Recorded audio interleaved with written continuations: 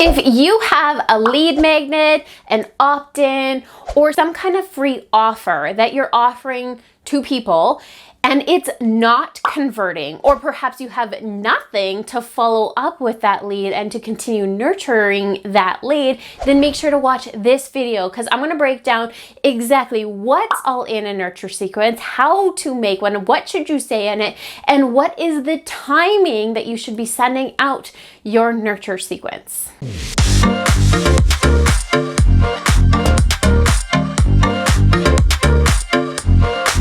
Nurturing your leads is the most important part of any funnel. And if you want to know exactly how to build a sales funnel or what that process looks like, then just go ahead and watch that video up there so that you learn that entire funnel process and exactly where the nurture process comes into play, which is again what I'm going to teach you in this video. I'll also leave the link to that video in the description as well.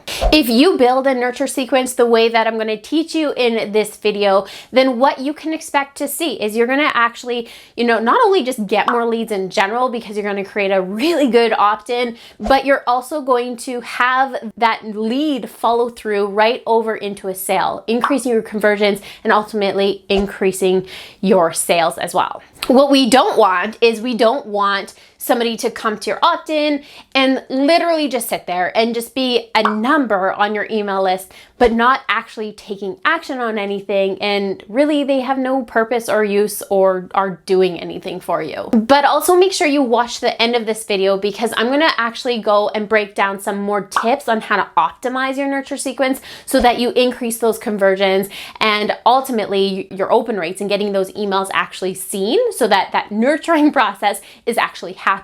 Now, if you're a solopreneur, a coach, consultant, you run a business, then I suggest that you actually subscribe to this channel because we are talking all things on how to generate leads and then how to convert those leads into sales, making your business more profitable. So subscribe to this channel. I post a new video on different systems, methods, strategies that you can implement into your own business every Sunday. Now, I love email marketing. I'm not kidding. Email marketing makes me drool. This is your highest converting tool that you will ever have when it comes to building a business. It's a tool that you can use to automate your business, to create that passive income, and to continually not only generate leads into your business, but obviously ultimately sales as well. In fact, your email list is the only thing, or I should say one of the things that you will actually own and something that you can build up and quite robustly too, that you actually own versus say just using social media where you don't own your followers. If social media shut down, you wouldn't have any way of contacting those people, those followers, that community if that platform ever shut down. Whereas your email list, you own, you will always have access to it, and it is something that you can build and really, obviously, ultimately nurture the relationship. It's kind of like a little bit more higher value, higher touch point with you, with that lead, that person on the other end as well, and how you can really just strengthen that relationship with somebody. So I want to know if you are building an email list, if you have just started your business, whatever type of business, whether you have digital products, some courses, or you have some services like coaching that you offer, or even network marketing. Yes, I am talking to you, network marketers. Do you use email marketing? Are you considering it? Well, again, I'm going to break down exactly the nurture sequence and how to really create this funnel inside of a funnel with your email subscribers. Now, don't worry, because instead of rapidly writing down some notes on this, I am going to actually offer you guys a free download on all of these points inside, so you'll have access to it. It'll be a complete worksheet, a checklist for you guys, so you'll be able to download that for free and come back to it whenever you please. The link to download that will be in the description below this video. Now, let's break down the nurture sequence. So it obviously always starts with some kind of lead magnet or some kind of opt-in. This is a page really where you are exchanging something of high value to that person in exchange for their email address. address, their contact information. So in order to exchange or have that exchange happen means you have to have a pretty irresistible offer. You have to know exactly who that ideal client, that customer, whoever that person is, and what is, again, what is their desired outcome? What is their pain point? What is it that you can help them solve with something that you are going to offer for free that they can, again, download or watch or participate in. Now, there's different types of lead magnets. There's checklists, there's workflows, worksheets, there's PDF downloads, there's ebooks, there's more like training or courses or webinars or events that they can attend, challenges. Those are all some opt-in, some lead magnets that you can offer your audience, kind of almost like dangling some bait in front of them. Now that's maybe more of a little bad way of thinking of it, because we're not trying to bait anybody in. We're trying to get them to come in and say, hey, I've got a lot of value here. I can help you. So having, again, something that is so irresistible that you're going to create and give that away in exchange for their email address. So that's where this process all really starts, is having that opt-in, that lead magnet. Now, what you need to follow that up with is a nurture sequence. I've seen a lot of people create amazing opt-ins, lead magnets, whatever, offer something for free, but have nothing to follow that lead up with. So they don't have a nurture sequence. Again, when I talked about how to build a funnel, I said the longest portion of your funnel is going to be that nurturing process. So how do we nurture our relationship? Now, nurturing your relationship truly just means that you're nurturing that relationship. You're allowing them to get to know you as you get to know them. And you're building that, again, the like, know, and trust with them, which is so important for when you do have something to sell. So it's kind of like opening the doors to your business. Say, hey, come on in, take a look around, see if you have anything, try anything on if you wish. I'm happy to have you. That's really what a nurture sequence is. So after somebody has opted in or they've downloaded whatever it is, again, that lead magnet you have, the first email that you're going to send to them is a welcome email. Simply just saying, hey, welcome, so glad to have you. Now, the next piece of information along inside of this first email that you're going to send out is going to be some credibility forming of you. And so teaching them or telling them, introducing yourself really about you to them. So you want to strategize on this point, just so that you're really building that credibility. You are a trustworthy source. You know what you're talking about. Show them why you are that credibility source while you're introducing them here. So your welcome email is going to be sent out immediately. So they opt in, they say, yes, I need this checklist. I'm going to give you my email address, and poof, up comes an email saying, hey, welcome. I'm so happy you're here. This is me, and so on and so on. Now, the email after that is going to be your follow-up or check-in email. So now you always want to make sure that you're providing your lead, this new person, the connection that's coming in, you want to provide them with some quick results, some quick wins, because that's going to build, again, not only the trust in you, but showing them that, hey, I can help you, right? And getting them to feel good about themselves, about what you have to them, and that it's just not a waste of their time. So giving them something that's going to give them that quick win, so that when you give them or have a follow-up email, a check-in email, you can say, hey, did you do this? How did that work for you? Checking in kind of thing, right? So that's going to be your next email. Now, I said your welcome email is going to be sent out immediately after they've downloaded. Your follow-up email is going to be sent roughly about 3 days. Now, again, the timeline or the sequencing of your nurture sequence can really be dependent on what it is that person's downloading or what your experience you're building or taking them through is. It really just depends on that. You can use this kind of as an idea, if you will.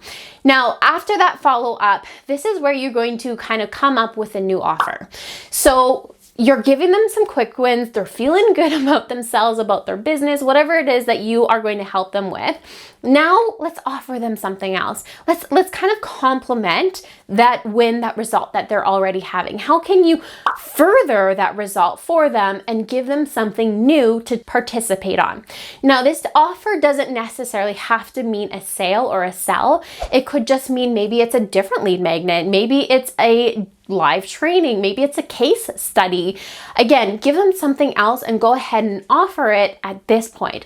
Then when you're going to offer something new, this sequence or this part of your sequence, you're going to do this about 1 week after your follow-up email. Again, you want them to start working away on this stuff, get them those wins, and then you come up, say, hey, actually, I know that you've been able to do this. How about trying this so that we can get you further to this? Okay, so now comes the really critical part to this nurture sequence and this new relationship you've built with this new subscriber. And that is the testimonial, the social proof, the trust part. So you want to provide them with some kind of social proof, some testimonials of past clients or past subscribers or past community members to show them that, hey, this works. This is what I can get you. This is what other members were able to do with my product, services, whatever it is that you have to offer. This part is where you really build that trust with that person.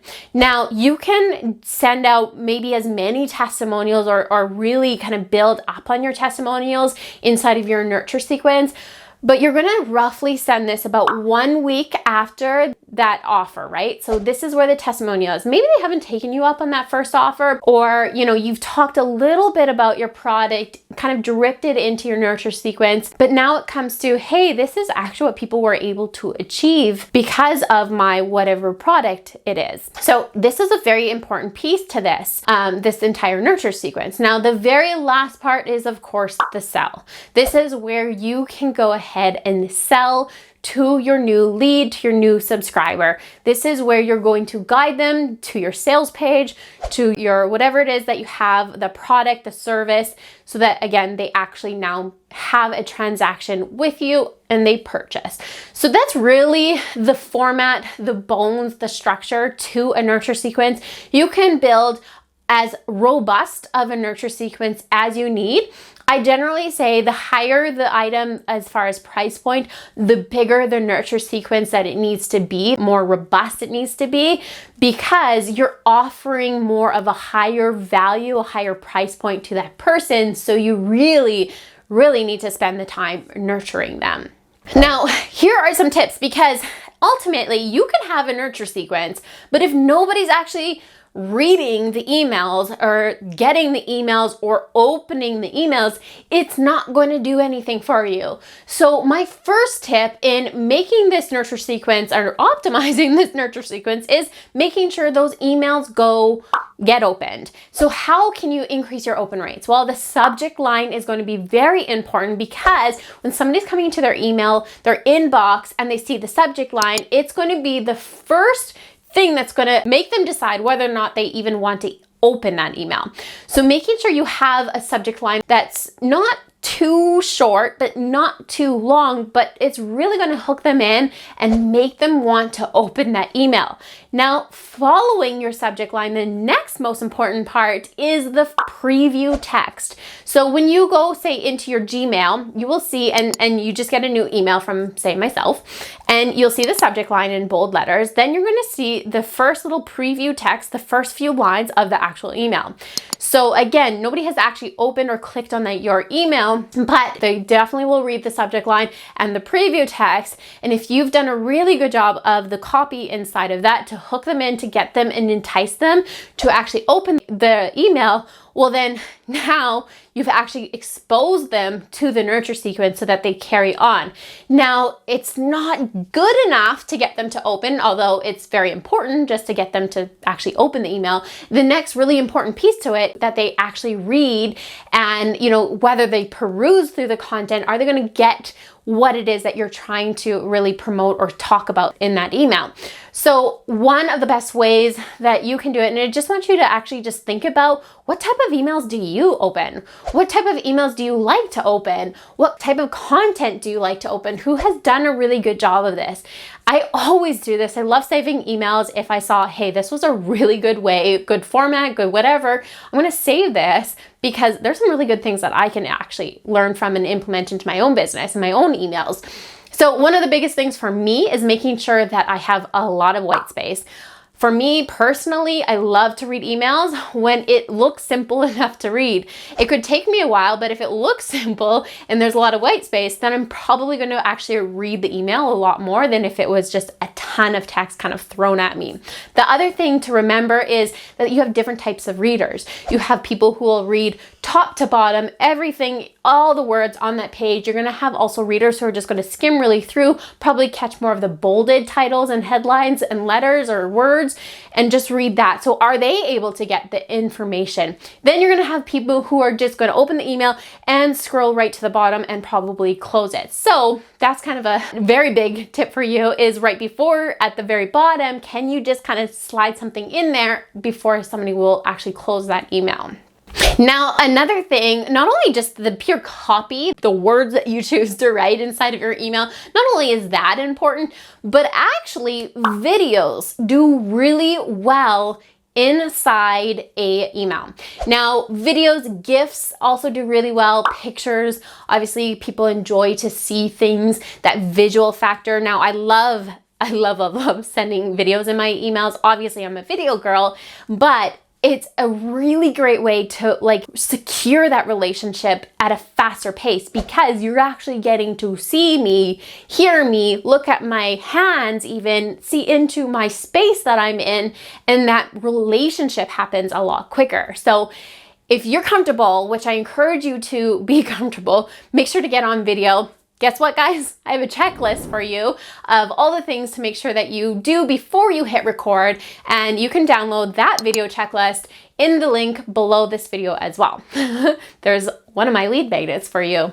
Hint, hint. More tips for you to, again, increase that conversion rate and ultimately increase those sales is having something that is called a tripwire. Now, a tripwire simply means that you're kind of speeding up the process. You're taking them from slowly warming that lead up into and converting them into a sale to maximizing that and just making them hot instead of just warm. I don't know if that made sense at all. So a tripwire is essentially offering them something really high value for very low cost. What this kind of tripwire does is it tells you, it notifies you that, hey, this person really wants to know this so much that they've gone ahead and purchased something from you. The other thing that it's doing to them, and this is more like sales psychology, is that it's getting them used to paying you. It's getting them used to giving you their money. So it's usually very low cost, high value. In fact, probably the overall profitability on this is actually where you're not getting paid for the pure value of the product that you have, but it also proves to them that, hey, her products are really good. They are worth spending money on. So this is a tripwire, and you can simply implement this kind of more maybe as a PS statement, or have it on a thank you page or something else as, if you really enjoyed this, try this for whatever cost, right? Now, that is something that you can kind of speed up this nurturing process if you're really looking to not spend too much time here. However, again, go watch my how to build a sales funnel video, because there I break down why the nurture process is so important. Now, the most important part overall out of all of this is actually just to be authentic. Make sure that it sounds like you. Make sure that people are able to know that, hey, this is actually Katelyn behind these emails. It is Katelyn who's sending them out. That authenticity is really important. People can see through being unauthentic. So always be authentic when it comes to any of your emails, whether it's in a nurture sequence or not. Now, that's all I have for you on how to build a nurture sequence, and make sure you go and download the checklist, the break through the show notes, if you will, of this video, so that you always have access to it and don't have to come back and rewatch a whole video on it. It's going to give you kind of like the Cliff Notes version of what's all involved in a nurture sequence, and I'll leave the link to that below this video. And if you did find this video helpful, please give it a thumbs up. that tells me that you enjoy this type of content and you want to see more of this content. Plus, it also boosts it up in the algorithm so more people come across my videos here on YouTube. Make sure to leave a comment below this video as well. Tell me what was your favorite takeaway from this video. But most importantly, guys, subscribe to this channel, especially if you're a coach, consultant, a solopreneur who are really looking at making and growing their business to a more profitable business, automating that business, generating more leads and more revenue. I post videos every week, so also hit that notification bell so that you're notified when a new video pops up on your feed. But while you wait for that video, make sure to go check out some of these videos over here that will also help you make that profitable business. With that said, guys, I'll see you next week.